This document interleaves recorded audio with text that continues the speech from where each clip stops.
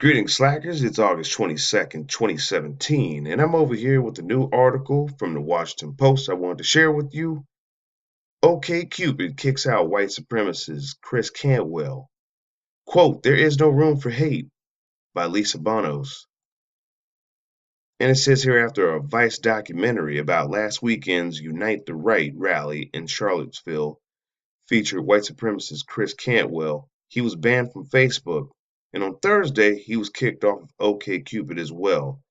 We're now 2 weeks ahead, so this would actually be 2 weeks ago at this point. The online dating site announced the decision via Twitter and followed up by tweeting that, quote, "There is no room for hate in a place where you're looking for love." The site also asked users to report anyone who appears to be involved in a hate group. Chief Executive Ellie Seidman gave a statement to Gizmodo saying, quote, "OkCupid has zero tolerance for racism. We make a lot of decisions every day that are tough. Banning Christopher Cantwell was not one of them." In the Vice documentary, Cantwell advocates for the alt-right's use of violence during Saturday's protest and beyond to create a white, quote, ethno-state. And he describes how his views on race affect his beliefs on whom should date or marry whom. Quote, "I'm here to spread ideas, talk, in the hopes that somebody more capable will come along. Somebody like Donald Trump, who does not give his daughter to a Jew," Cantwell says. He says his ideal leader would be someone, quote, "a lot more racist than Donald Trump. I don't think you could feel about race as I do and watch the Kushner be dash dash dash dash dash D walk around with that beautiful girl." Whether it's white supremacists or sexually explicit messages, online dating sites and apps are constantly urging users to be kind to one another. Just last week, OkCupid asked all members to sign a pledge that they won't send, quote, "any harassing or unwanted sexually explicit messages." The Washington Post put in a request for further comment from OkCupid. In its terms of service, Tinder encourages users to be respectful to one another and not post any content that is hate speech, threatening, sexually explicit, or pornographic, incites violence, or contains nudity or graphic or gratuitous violence. However, Tinder makes clear that it's not responsible, quote, "for the conduct of any user on or off the service."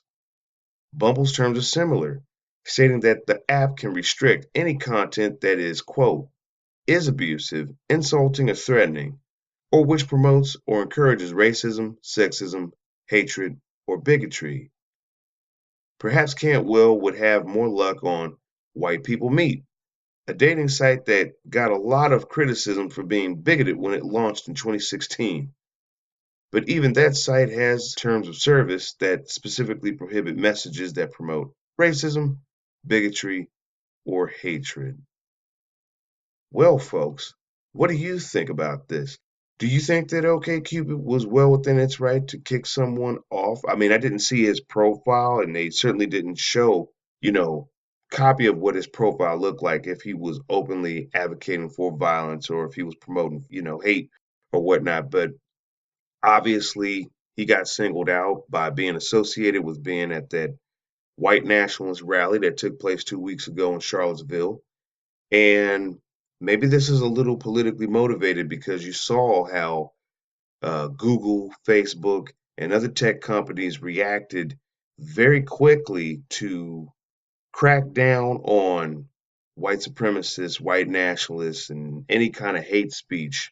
And I don't know if this is a good idea to ban people from dating platforms because of how they feel in their personal politics, and especially when it comes to politics, that's an open discussion that you do want to have because that shows, what your inclination is, where your head is at, and how you feel about something. And that's very insightful if someone displays that up front because then you can single out and you can discriminate based on your preferences, right?